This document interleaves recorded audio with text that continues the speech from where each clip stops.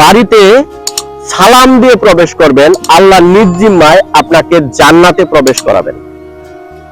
মনোযোগী হয়ে আজানের উত্তর দিবেন। যে ব্যক্তি মনোযোগী হয়ে আজানের উত্তর দিবে, জান্নাত তার জন্য ওয়াজিব হয়ে যাবে।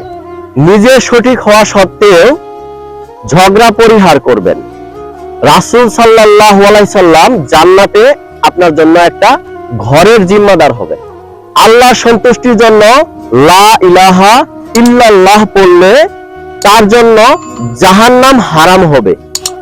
ওযুর পর কালিমায়ে শাহাদাত পড়বেন, তাহলে আপনি যে দরজা দিয়ে ইচ্ছা সে দরজা দিয়েই জান্নাতে প্রবেশ করতে পারবেন।